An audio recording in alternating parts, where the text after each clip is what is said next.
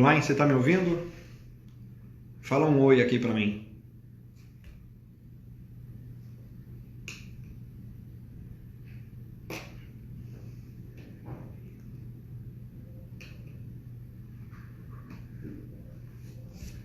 Ah, que bom, fico feliz. Então tá bom.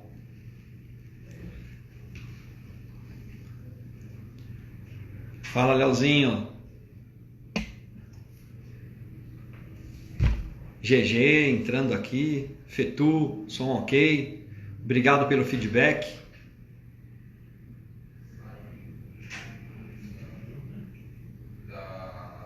Espera aí, deixa eu pegar aqui porque eu vou chamar aqui. Será que eu acertei aqui?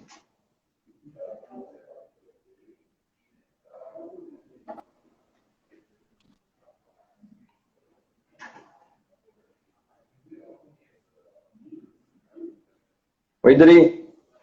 Oi, doutora Adriana.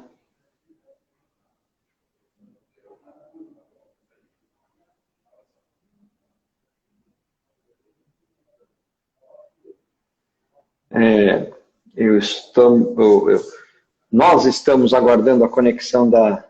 Acho que ela está tendo alguma dificuldade momentânea aqui para a conexão. Vou chamá-la novamente aqui.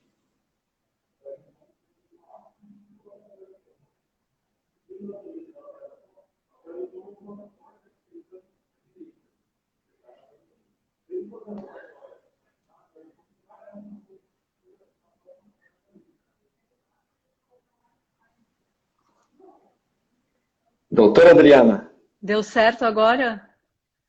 Agora acho que está tudo certo. Então tá bom. Ótimo. Tudo bem com você? Tudo ótimo. Ah, que bom. A gente conversando aqui mais uma vez, depois de 2 semanas.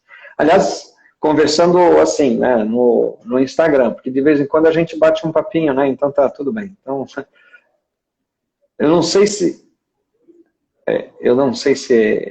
é a minha internet ou se é a internet da Adriana que está com algum problema.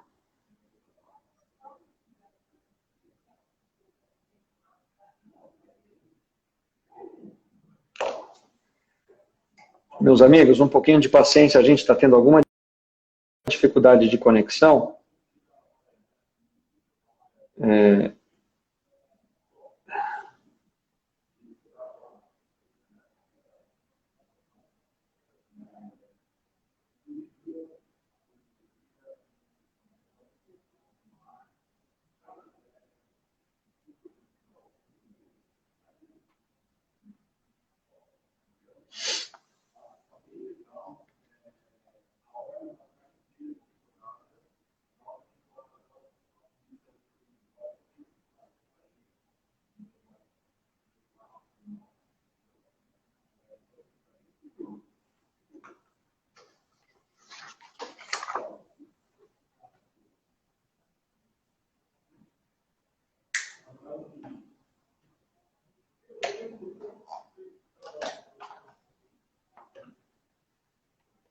A gente está com alguma dificuldade aqui aguardando nossa amiga doutora Adriana Kieco entrar aqui na live para conversar conosco, talvez.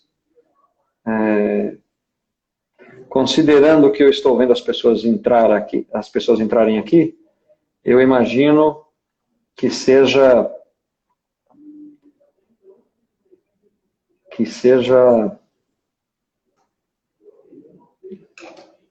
a internet lá com ela.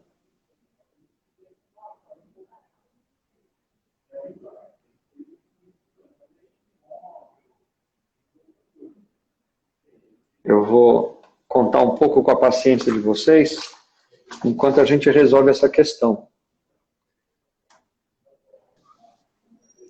Tentei mudar aqui a conexão, vamos ver se dá certo agora, Rogério.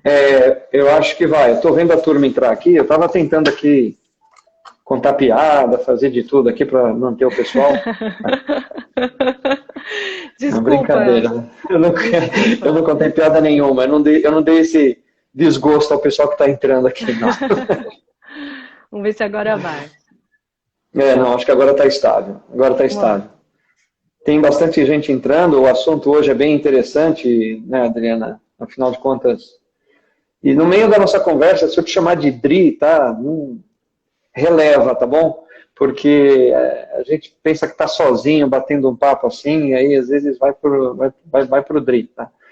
Mas, bom, para quem não te conhece... Com certeza, né, vai ficar à vontade. Hoje a gente vai conversar, então, primeiro eu queria agradecer a presença de todos, estamos aí com 70 e poucas pessoas entrando aqui na nossa live. Hoje é uma live muito especial, a gente vai falar sobre herança. Afinal de contas, enquanto a gente está nessa terra, a gente sabe, né, nós cuidamos do nosso patrimônio, fica com a gente, mas depois que a gente sair, para quem fica? Então, o assunto hoje é um assunto meio tabu, né, Dri? Porque a gente, para falar de herança, tem que falar de morte, né? Porque o fato gerador da herança aí, me corrija se eu estiver equivocado, mas precisa morrer alguém para que haja herança, né? Então a gente vai falar de, né, o que acontece com o seu, né, o meu, né, o que acontece com o patrimônio de uma pessoa quando ela morre. A lei estabelece. Se a gente não falar nada, não tomar uma decisão é uma decisão. Se a gente não define o que quer, o patrimônio vai seguir aquilo que a lei disser. Mas não é bem assim, né, que precisa ser. Então, para quem não conhece, a gente vai ouvir hoje a Adriana Quieco, advogada formada pela USP, pós-graduada pela PUC, especialista em Direito de Família e Sucessão. Já estamos conversando com ela pela segunda vez. Adriana, muito bem-vinda. E aí já você faz a sua apresentação e começa esclarecendo o que a lei diz sobre sucessão. Eu posso ter alguma vontade naquilo que eu vou deixar para quem, até quanto? Boa noite, Adriana. Boa noite, vamos lá. Obrigada pelo convite, Rogério. Bom, o assunto, né, indo para o nosso convite, né? Você sabe quem vai receber a sua herança? Né? A lei, ela estabelece algumas regras. E é importante saber quais são essas regras, porque essas regras, elas são, em alguma medida, flexíveis. E a sua vontade, ela pode ser respeitada. Claro que há alguns limites a serem observados, né? Então, acho que o primeiro passo para entender, né, para onde vai a sua herança qual é a regra da lei. A regra da lei diz o seguinte, tá?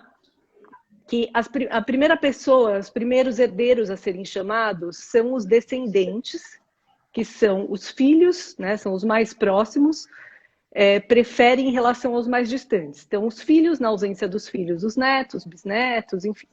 Então, os filhos, os descendentes, junto com o cônjuge, a depender do regime de bens do casamento. E aqui eu vou dar um exemplo para facilitar para a gente visualizar com mais clareza, tá? Qual que é o regime de bens mais comum, né? É o regime da comunhão parcial de bens. Que é o regime de bens padrão para quem não faz pacto antinupcial e na maior parte das pessoas se casa no regime da comunhão parcial de bens. Então, é mais ou menos assim, se a pessoa não sabe qual é o regime de casamento que ela tem, é porque é comunhão parcial. Provavelmente é comunhão parcial, porque ela se casou no regime de bens padrão, né? Que se casou depois de 1977. Se foi antes de 1977, é o regime de comunhão universal de bens, né? Então, no regime da comunhão parcial de bens, um casal com 2 filhos, tá? Houve um falecimento de um dos cônjuges. Vamos um exemplo bem simples para facilitar. Tinha um imóvel só que foi adquirido durante o casamento. Então, um dos cônjuges faleceu, tinha um imóvel que foi adquirido durante o casamento, 2 filhos, tá? Como que fica a sucessão desse imóvel? Esse imóvel vai ser dividido primeiro 50% para o cônjuge sobrevivente. Esse 50% que o cônjuge sobrevivente recebe não é herança que ele está recebendo, é o direito que decorre do regime da comunhão parcial. É metade dele, é a metade que já era dele, tá? Ok. A outra metade do imóvel vai ser dividida em duas partes. Metade para cada filho, então 25% para cada um. Então, olha só, nesse exemplo bem simples de um casal que tinha um imóvel só adquirido durante um casamento, houve o falecimento de um dos cônjuges, o imóvel vai ser dividido 50% para o cônjuge sobrevivente, que ele não está recebendo nada de herança, ele só está ficando com o que já é dele, né? A parte que era dele. E a outra metade do imóvel, que é a herança propriamente dita, vai ser dividida em duas partes, 25% para cada filho. Tá bom?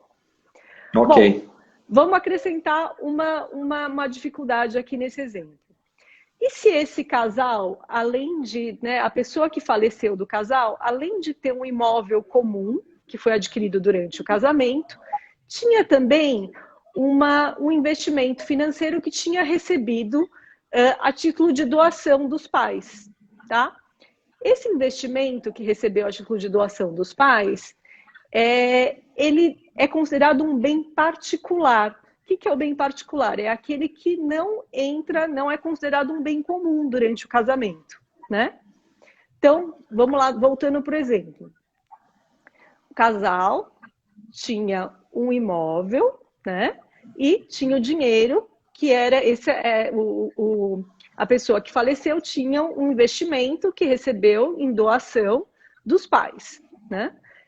Esse dinheiro que foi recebido a título de doação dos pais, quando aconteceu o falecimento, vai ser dividido em 3 partes, porque o cônjuge ele participa da herança nos bens particulares. Ele não participa nos bens comuns, que é na casa, que era um bem comum, mas participa naquele dinheiro que foi recebido a título de herança. Então, o dinheiro vai ser dividido em 3 partes, 1/3 para o cônjuge, 1/3 para cada um dos filhos, e o imóvel, que era um bem comum, vai ser dividido metade para o cônjuge e a outra metade cada um dos filhos. Então, olha a peculiaridade. O cônjuge que, se houvesse um divórcio, ele não receberia nada, né, desse dinheiro que era um bem particular, mas havendo um falecimento, ele participa. Ele passa a receber. Esse patrimônio que era um patrimônio que era da família, né? Um patrimônio familiar, de herança, de doações, enfim, que era um bem particular. Tá bom? Então fica naquilo. Às vezes as pessoas, bom, tem quem não se preocupe com nada, casa do jeito que está e vida que segue e vamos ver. Aí tem aquele que se preocupa, mas se preocupa com a questão assim, não, se eu me separar, né? Que foi tema da nossa última conversa. Uhum. Agora, não é só se eu me separar, né? Tem o que não é se eu morrer, né? Mas quando, né? Porque aí não tem mais se, né? Como que será? Então, na comunhão parcial, na separação, o que era bem particular, ou seja, que o cônjuge recebeu ou adquiriu antes do casamento, na comunhão parcial, ele não entra na divisão numa eventual separação, não entra na divisão com o cônjuge. Perfeito. Agora, se houver falecimento, esses bens, na comunhão parcial, que foram adquiridos antes do casamento, ou que foram recebidos de herança, que o pai deixou para o cônjuge, a mãe deixou, enfim, para o cônjuge que faleceu, eles serão partilhados entre os descendentes e o cônjuge, entre os herdeiros. E o cônjuge entra como herdeiro. Exatamente. Pode ser ascendente também, né? Exatamente. Igualdade de condições com os filhos. Então, fica, nesse nosso exemplo, que tinham 2 filhos, fica 1/3 cada filho, 1/3 cônjuge. Né? Entendido.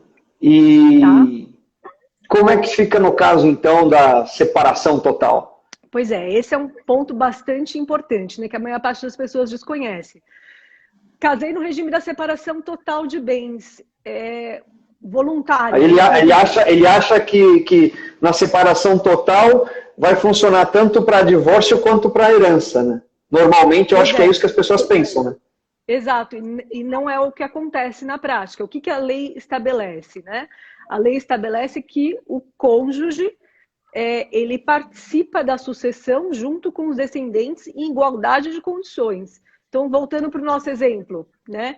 Vamos fazer um exemplo simples para facilitar, né?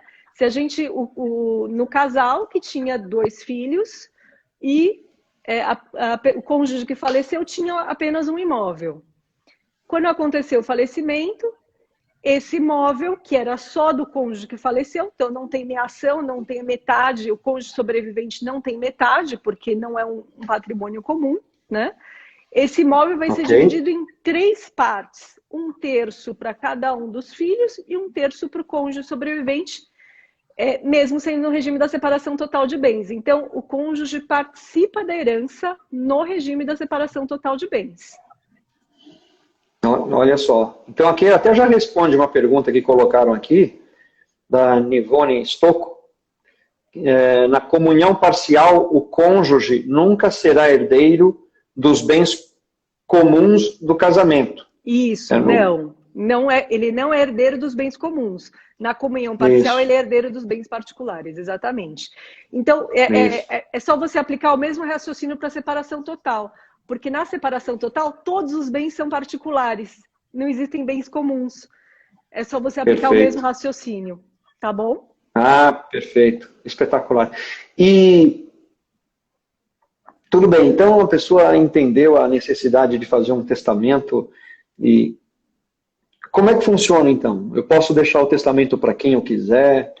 Tem a parte que eu não posso, né? Que tem que defender aqui alguns herdeiros. Vamos seguir um pouquinho na regra sucessória, só para a gente avançar mais um pouquinho. Porque pode existir uma situação em que a pessoa não tem filhos, né? Se a pessoa que faleceu não tem filhos, quem são os herdeiros? Nessa situação, a próxima linha sucessória são os ascendentes, então os pais, na falta dos pais, os avós, né? Junto com o cônjuge de novo. E nessa situação, o cônjuge, ele não importa o regime de bens do casamento, tá? Então, diferentemente na hipótese em que os descendentes herdam junto com o cônjuge, a depender do regime de bens, não havendo descendentes, os ascendentes, né, passa para a próxima categoria, eu verifico se há pais ou avós vivos, junto com o cônjuge, partilha igualmente entre eles a herança. Então, um exemplo, né, para facilitar. Entendi. A pessoa que faleceu, ela era casada e deixou no regime de separação total e deixou um imóvel e deixou pais vivos, pai e mãe vivo. Então, o imóvel vai ser dividido 1/3 para o cônjuge, 1/3 para a mãe e 1/3 para o pai. Entendido. Tá Quer bom? dizer, e aí, não havendo pais, né, enfim, aí o cônjuge, no caso, então, ficaria com 100% dos imóveis. É isso aí. Então, esse é um ponto importante. Da herança, do patrimônio, do que da for. Da herança inteira, exatamente. Esse é um ponto importante. Que muita gente não sabe é o seguinte, os herdeiros colaterais, os parentes colaterais, irmãos, primos, sobrinhos, tios, eles só vão ser chamados pela lei para suceder se o cônjuge não estiver, se o cônjuge não sobreviver. Se houver o cônjuge recebe 100% da herança e esses parentes colaterais não recebem nada, 0, tá?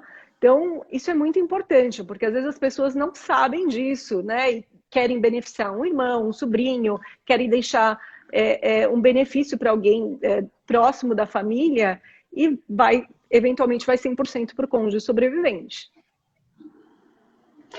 E quanto que o testador é o dono do patrimônio, né, que vai fazer o testamento, aprendi isso daí ontem com você. Isso. É isso e mesmo. quando que o testador, né, o dono do patrimônio, quanto que ele pode dispor do seu dinheiro, do seu patrimônio, se ele quiser alterar a herança, se ele quiser favorecer um filho, por exemplo, segundo casamento, né? No primeiro casamento já nasceram os filhos, já criaram, já estão maduros, e tem no segundo casamento um filhinho. Né? Aí Ele consegue fazer alguma mudança? A lei permite? Não? Quanto que ele consegue?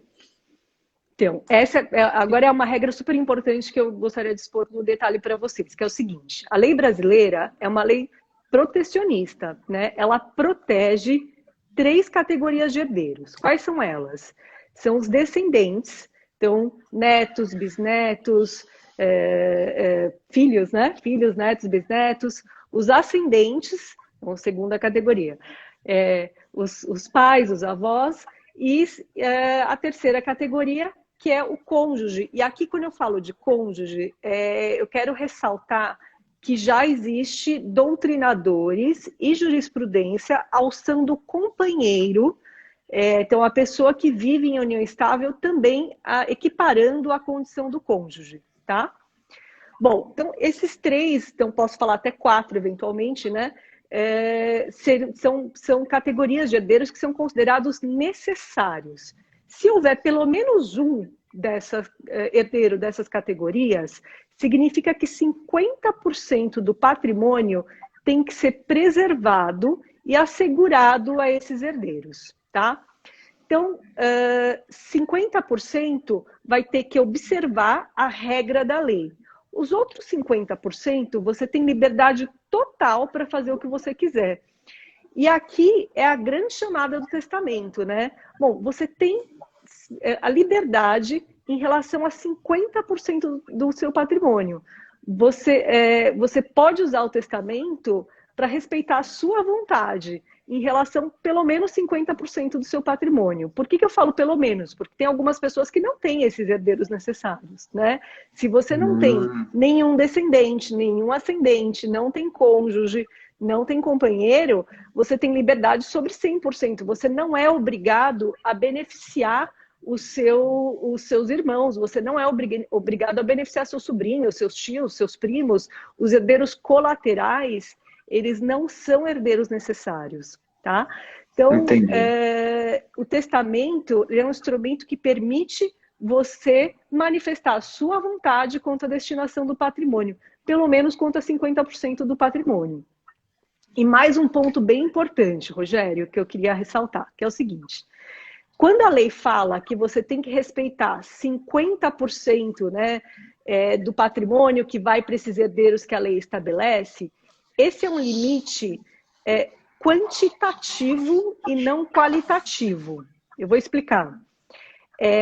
Significa que você tem que entregar para esses herdeiros 50% do valor total do seu patrimônio, mas não 50% de tudo que você tem. Ou seja, você não tem que dar 50% de cada imóvel, 50% da empresa, 50% de cada conta bancária. Você pode, no testamento, direcionar os bens da forma que você deseja. Você pode indicar preferências. Você pode falar que alguns herdeiros vão receber determinados bens, né, que têm mais vocação. Por exemplo, alguns filhos são mais vocacionados para atividade empresarial, outro filho tem preferência para o imóvel de lazer, o outro filho prefere o imóvel urbano. Enfim, você pode evitar copropriedade entre os herdeiros, né?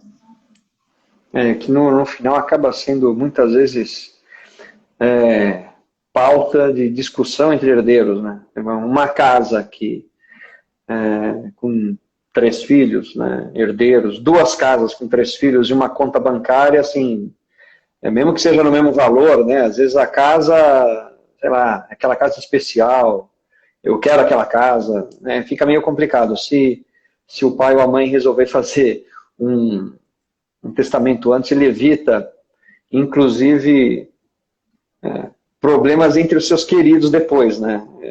Meio difícil não ter, quando tem divisão de patrimônio, é meio difícil não ter essa questão. Aliás, por falar em filho, como é que fica o caso com filhos menores? Assim, por falar, essa criança, 3, 4 anos e, né, morreu o pai, a mãe, enfim, como é que fica a herança para essa criança? Né? Quem é que cuida? O que a lei pode falar? Como que a lei protege esse herdeiro? Tá. Eu acho que tem algumas ordens de preocupações importantes em relação aos filhos menores, né? O primeiro ponto é com quem que a criança vai morar, né? Se perdeu ambos os pais, se ambos os pais faleceram, por exemplo, é importante indicar no testamento um tutor, né? Quem vai cuidar dessas crianças, né? Com quem que eles vão morar, quem vai levar na escola, quem vai dar educação religiosa, enfim, quem vai cuidar em sentido pessoal, né?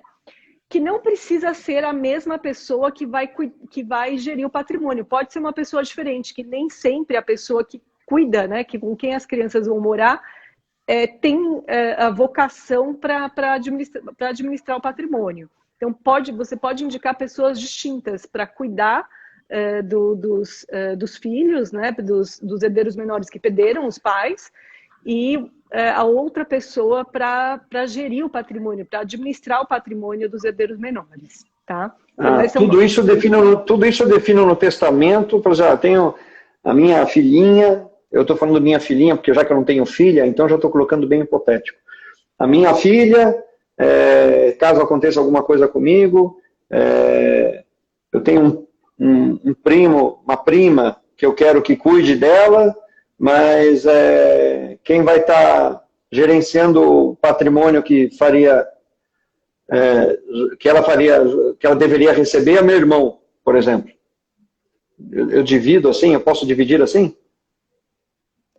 Você pode, enfim, indicar pessoas distintas, porque as vocações são diferentes, né? E é natural que a criança tenha mais afinidade com um determinado membro da família, com um irmão, e de repente esse irmão não é a pessoa mais vocacionada para a gestão financeira, com certeza.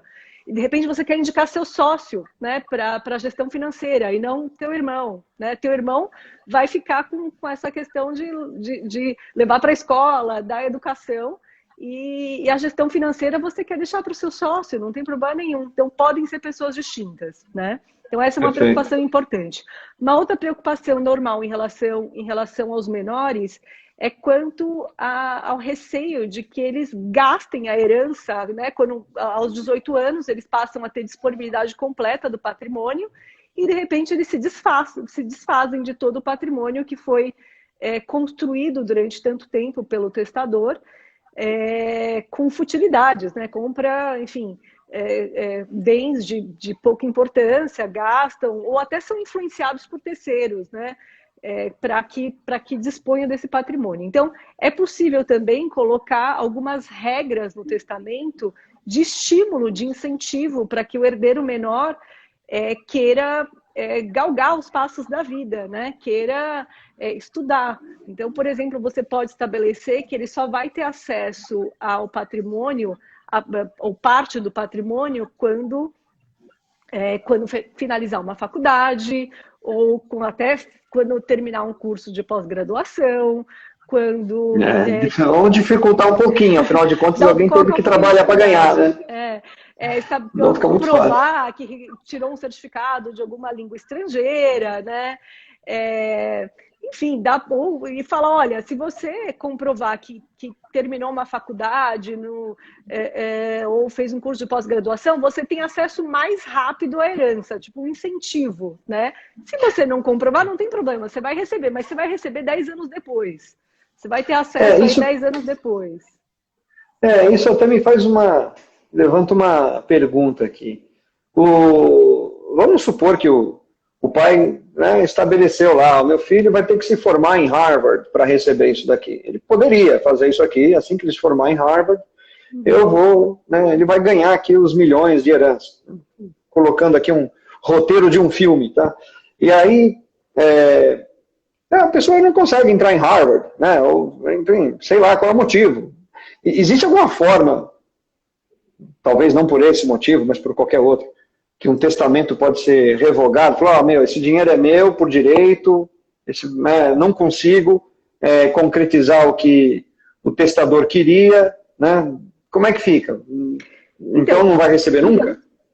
Então, se essa regra for estabelecida na parte disponível, naqueles 50% que eu tenho liberdade para estabelecer as regras que eu quero, tudo bem, né?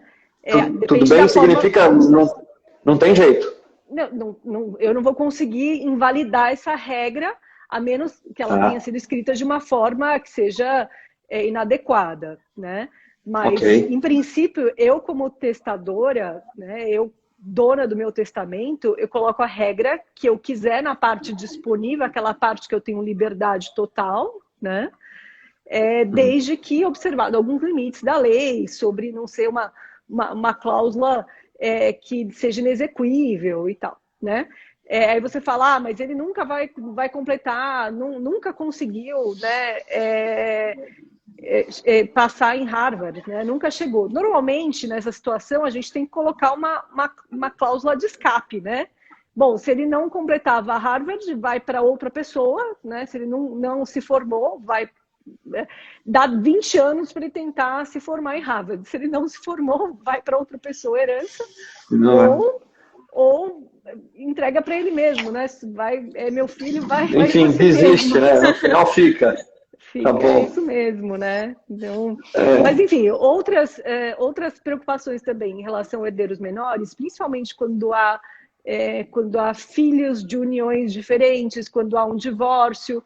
Muitas vezes o cônjuge não confia mais no outro, né, no ex-cônjuge, para administrar o patrimônio do filho menor.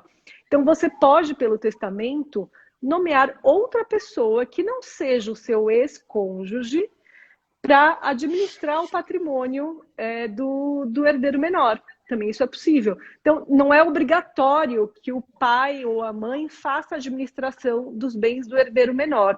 Isso é um ponto importante. Não é obrigatório. Pela lei, se você não fizer um testamento, é isso que vai acontecer. Se não nomear, vai ser. Sim. Entendi. Mas no testamento, você pode indicar que outras pessoas façam a administração do patrimônio do herdeiro menor. Você tem a total liberdade sobre isso. Tá. Então, num segundo casamento, havendo a morte do testador, o filho do primeiro casamento, sendo menor, o patrimônio que lhe fazia jus vai ser cuidado pela ex-mulher, pela mãe do menino. Ou pelo pai do menino, né? Enfim. Uhum. A menos que, de outra forma, esteja estabelecida num testamento. É isso aí. É por isso que, enfim, é importante ter. Agora, e se o testador mudar de ideia? Ele muda quantas vezes quiser? Tem alguma restrição? Essa é a parte mais bacana do testamento, tá? O testamento, eu considero o instrumento magno do planejamento sucessório, porque você adapta ele às mudanças da vida. Você faz e desfaz quantas vezes você quiser. Sua vida vai mudando, você vai modificando de acordo com as mudanças da vida, né? Porque, evidentemente, né, espera-se que as pessoas tenham vida longa e que você vai alterando. Quando você faz um testamento, você sempre pensa numa morte prematura, porque se acontecer uma fatalidade no curto prazo, ele vai atender aquela situação daquele momento que você está vivendo. Passaram-se 2, 3 anos, mudou a vida, não é mais. Teu filho já cresceu mais um pouco, você olhou para ele, não, ele tem condições de cuidar sozinho do próprio patrimônio, ou aquele que tinha uma vocação para atuar na vida empresarial, não tem mais, agora resolveu se mudar de país e ter uma vida mais modesta, não está a fim de cuidar dos negócios da família, não quero mais direcionar as participações societárias para ele. Enfim, você pode ir adaptando o seu testamento de acordo com as mudanças da vida, né? Quantas vezes você desejar, e você revoga integralmente o testamento anterior. E por falar em revogar testamento, sim, deve ter uma forma específica. Eu posso fazer um testamento, guardar na gaveta, guardar segredo. Eu tenho que fazer um testamento, registrar em cartório. Como é que funciona esse? Quais são as opções? Como é que pode ser feito um testamento? Olha, então, a primeira forma, que é a mais segura, né, é o testamento por escritura pública, tá? O testamento por escritura pública, ele é lavrado pelo tabelião de notas. Como que ele é feito? Ou você vai até o tabelião de notas, com 2 testemunhas, é assinado na frente de 2 testemunhas, as testemunhas assinam também. E uma novidade da pandemia, né? Desde maio desse ano, desde o final de maio desse ano, o testamento ele pode ser assinado online, virtualmente, por meio de videoconferência, com certificado digital. Então, quem tinha receio de sair de casa, já pode fazer a assinatura online. E quem não tem certificado digital, pode tirar o certificado digital online também. Então, assim, não tem desculpa, não precisa sair de casa, tá? Para fazer o testamento por escritura pública. O tabelião também pode ir até a casa da pessoa que quer fazer o testamento, e aí tem que ter 2 testemunhas também, que é uma formalidade. Ele lê na frente do testador e das 2 testemunhas. Tá? Por que é mais seguro o testamento por escritura pública? Porque quando você faz, o tabelião de notas, ele comunica uma central de testamentos que se chama Colégio Notarial do Brasil. E essa central, ela faz esse controle de todos os testamentos lavrados no Brasil, tá? Que, aliás, até depois a gente fala um pouquinho sobre isso dos dados da pandemia, né? Que teve um aumento muito grande de testamentos aqui no Brasil durante a pandemia. Então, essa central, ela necessariamente vai ser consultada quando houver um falecimento e for feita a abertura do inventário. Então, os seus herdeiros, eles vão encontrar o testamento. Mesmo que você não conte para eles que você fez um testamento, porque o testamento é um ato unilateral, é individual, você não precisa contar para ninguém, você não precisa dizer do conteúdo. E apesar de o nome dizer testamento público, né, ele não é público, ele só se torna público na sua morte. Então as pessoas só vão ter acesso a esse testamento no seu falecimento. Então a grande vantagem é essa: os herdeiros vão achar o seu testamento, porque eles vão ter que consultar essa central de testamentos, e essa central vai dizer: olha, eu sei que foi lavrado um testamento em determinado cartório, que não precisa ser o cartório do seu domicílio, pode ser de outra cidade, pode ser de outro estado, não tem regra de competência para lavrar um testamento, tá? Bom, deve ser aquela coisa super interessante, né? Morre lá o pai, a mãe, enfim, o avô, e aí vão fazer um inventário e de repente, pô, tem um testamento. Não, descobre que tinha 10 testamentos, não é que tinha um, né? É normal, ele já tinha lavrado 20 testamentos, né? Pô, vale a última data, né? Vale o mais recente. O mais recente, que foi revogos anteriores, normalmente revogos anteriores, né? Que diferente. Essa é coisa de filme, tá? É roteiro de filme. No Brasil a gente não vê isso. Aliás, no Brasil a gente não vê muita coisa. Não faz uso muito dos instrumentos financeiros aí de sucessão que a gente poderia fazer, né? Mas enfim, você estava falando, mais um ponto que você ia falar, e eu entrei nessa curiosidade que você levantou, mas enfim. Outro tipo de testamento que dá para fazer. Então tem o testamento particular, né? O testamento particular você faz de próprio punho ou digitalizado, né? Feito no computador, e você assina onde você quiser, só que tem que ser na presença de 3 testemunhas, tá? Bom, qual que é a insegurança do testamento particular? Primeiro, essas testemunhas, elas vão ser chamadas quando acontecer um falecimento. Então, se elas morrerem. Pois é. Aí, eventualmente, o testamento não vai ser cumprido. Então, a minha recomendação é, primeiro, chame gente mais nova do que você para assinar, né, como testemunha. Para, né, ter mais chance delas estarem vivas. Segundo, coloque mais pessoas do que a lei exige. A lei exige 3 testemunhas, coloque umas 5 testemunhas aí, né, para ter mais chance de que você vai localizar e de que essas pessoas vão estar vivas, né? Agora, essas testemunhas, elas têm que ter ciência do conteúdo do testamento, ou só assinam como quem assina contrato, assim? Tem que ser, você tem que ler na frente delas, né? Elas não precisam opinar sobre o testamento, não é a opinião delas não é relevante. Você não está pedindo opinião, tá certo. Não, elas só precisam assistir, né? Ver que você está consciente quando você está fazendo o seu testamento, que essa é a sua vontade, que você está manifestando a sua vontade de forma livre, se você não está sendo coagido, que você está fazendo isso de uma forma tranquila, né?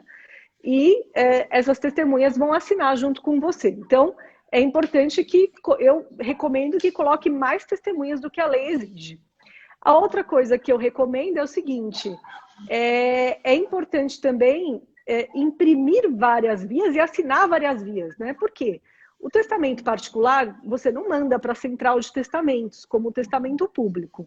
Então, você fica na confiança das pessoas que te circundam, né? Você vai entregar para as pessoas nas quais você confia, para que elas, na sua morte, levem para o juiz para que seja cumprido o testamento. Então, você tem que confiar muito nessas pessoas, que elas não vão rasgar, não vão perder, não vão fazer desaparecer seu testamento, né? Então, é uma relação de confiança muito importante. O que faz uma pessoa escolher o particular, já dado que tem todos esses problemas aí? As testemunhas podem morrer antes de você, ou até mesmo junto, né? Enfim, você pode não estar presentes lá no momento, ou mesmo depois, né? Mas podem não estar presentes, vivas no momento lá da leitura lá do testamento. Enfim, pode perder. A pessoa só prefere esse ao público por conta de custo? Ou teria... Por conta de custo, porque, enfim, às vezes porque não quer deixar registrado. Você vai mudar de ideias muitas vezes e você tem vergonha de deixar registrado a mudança de ideia, entendeu? Porque o testamento público vai ficar lá registrado todas as suas mudanças de ideia, né? Mas quando for entregar, quando for ler o testamento, ele lê todos os outros e o último também, ou só o último? Não, só o último que importa, mas os herdeiros vão ter acesso a todos os outros. Então lá tem o herdeiro tá vendo, pô, eu recebi mais no começo, depois mudou, deve ter sido aquele dia. Então, por exemplo, sei lá, você fez um testamento no momento que você estava com raiva de algumas pessoas, que você falou, eu não quero, você brigou com alguém, um membro da sua família, e você quer, eu não quero que essa pessoa participe da herança. Aí você faz testamento. Passou, sei lá, uns 5 anos, e você mudou de ideia. Você fala, meu Deus, essa pessoa vai ler em algum momento isso, né? Então, eventualmente, por essa razão, você pode falar, não, acho que prefiro fazer um particular para não ficar tão exposto, não expor tanto essa questão. Mas tem uma outra modalidade de testamento que é para efetivamente guardar segredo, porque não tem testemunha que vai saber do conteúdo, que é o testamento cerrado, né? O testamento cerrado, normalmente você faz quando você quer que ninguém saiba de alguma coisa que você guarda no seu íntimo mesmo, né? E onde que eu guardo esse testamento?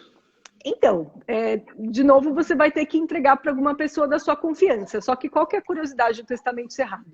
Testamento cerrado você vai escrever ou digitar, né? Assina, fecha ele, entrega para o tabelião entrega fechado na frente de 2 testemunhas. Essas testemunhas, você veja, elas não vão saber o conteúdo.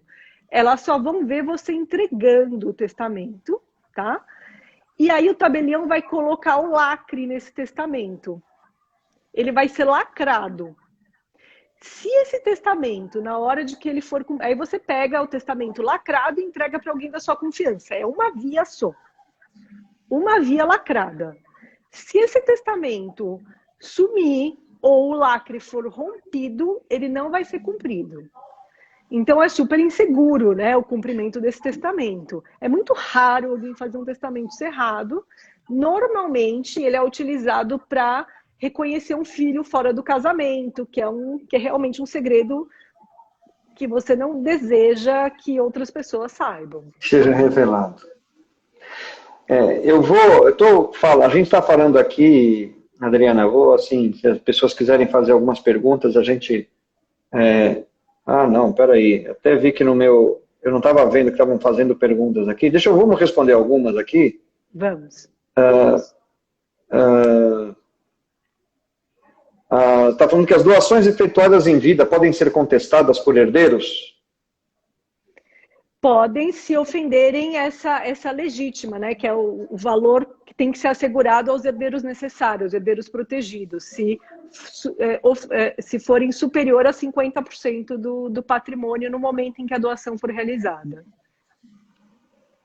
Então tem que respeitar a legítima, senão ela pode ser contestada. Pode ser contestada. Não estava subindo para mim aqui as perguntas, agora eu vejo que tem várias aqui.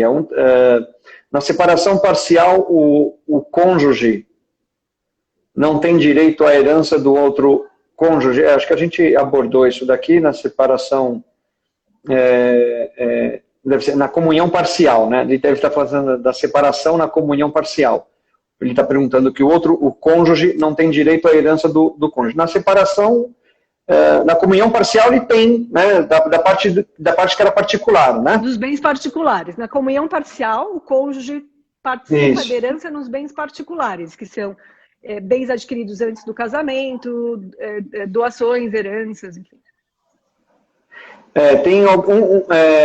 O Calil aqui perguntou como seria para quem não tem cônjuge e nem ascendentes, né? Ou seja, eu entendo que o Calil está perguntando alguém que também não tem descendentes. Então, e ele não determinou nada do patrimônio dele. Como é que ficaria o patrimônio dele? Então, olha só, se você não... Calma, tem os parentes colaterais, né? Tem os irmãos, né? Sobrinho. Pela lei, vai para os parentes colaterais até 4º grau, né? Então, vai para os irmãos, se não tiver irmãos, sobrinhos, né? Vai seguindo os parentes colaterais até 4º grau. Esses são os parentes que vão receber. Se você não tiver parentes colaterais até 4º grau, aí sim que vai para o governo. Ainda bem que demora um tempinho para ir para lá.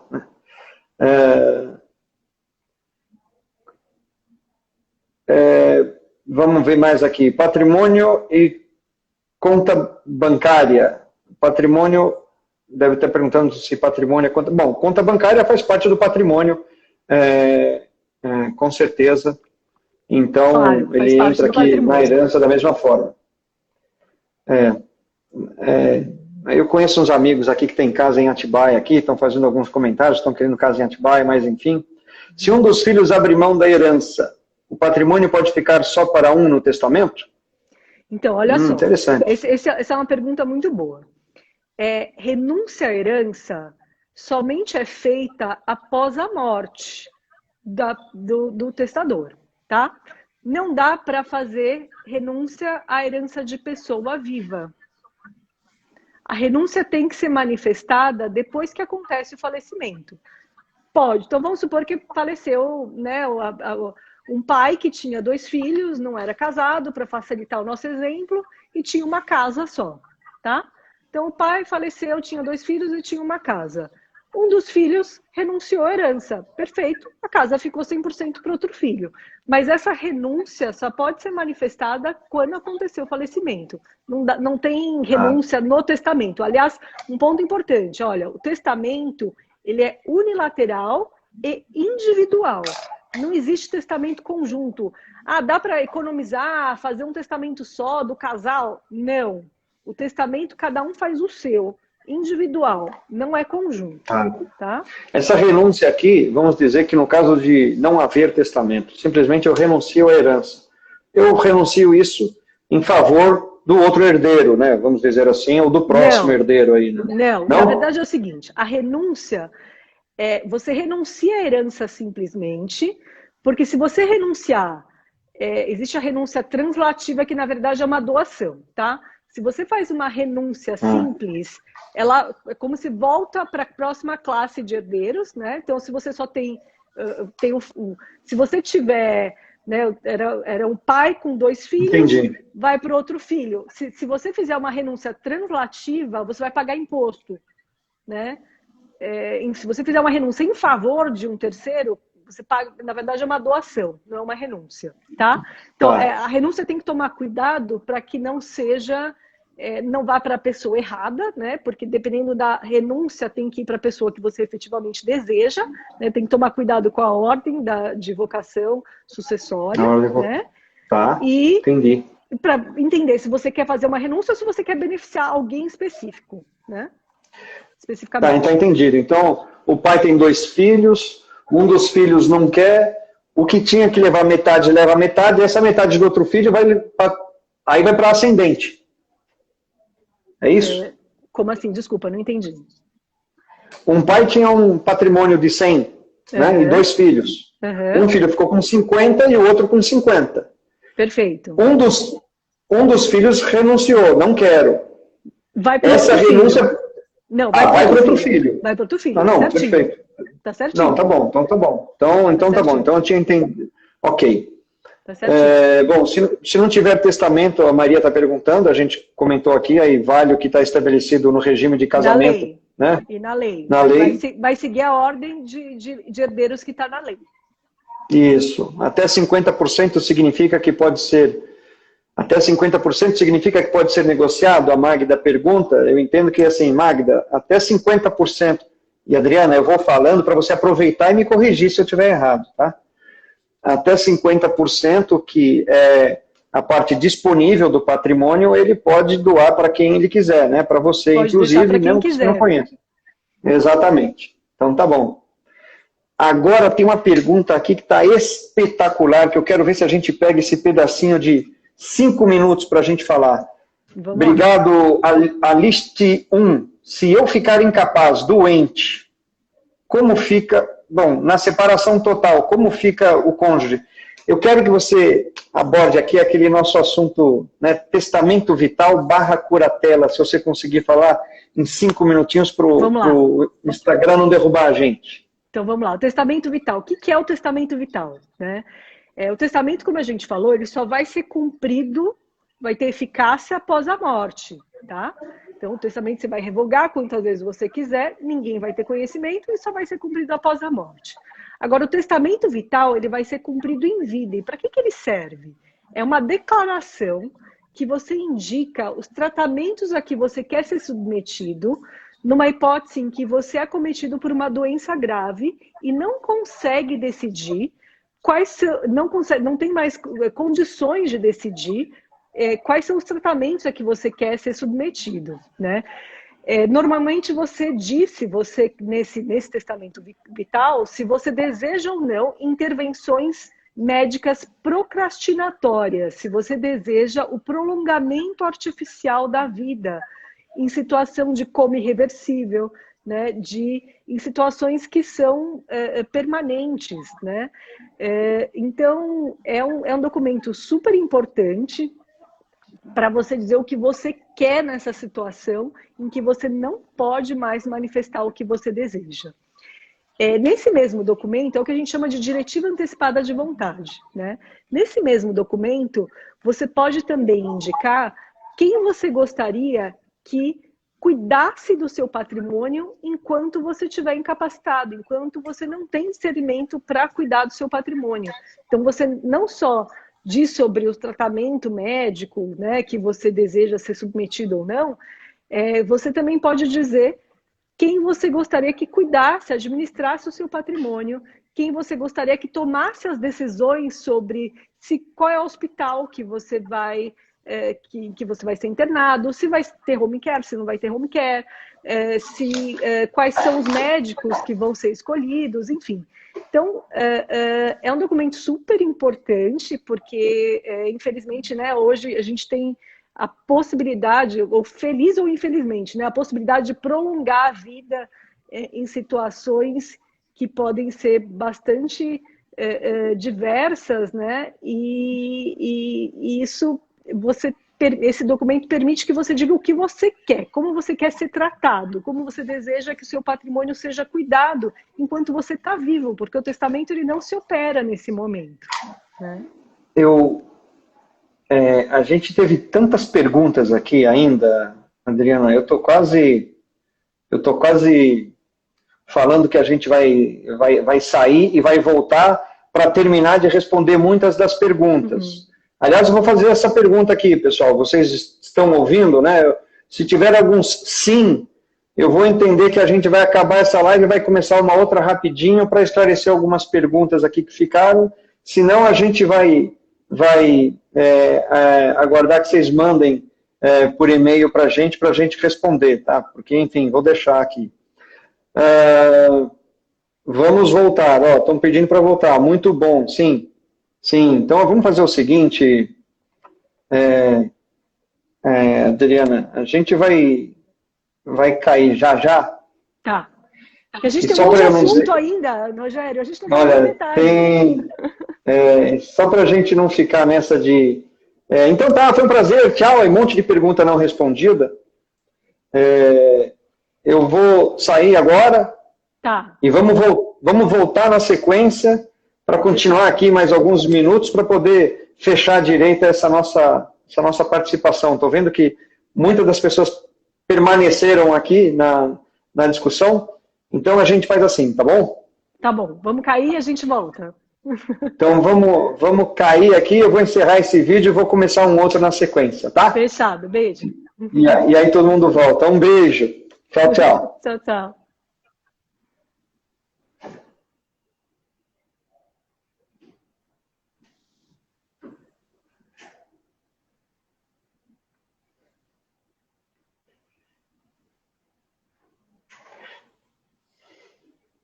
Tem bastante pergunta aqui, eu preciso que vocês coloquem de novo, tá? Para a gente poder voltar para todas elas. Um abraço para todos. Um abraço.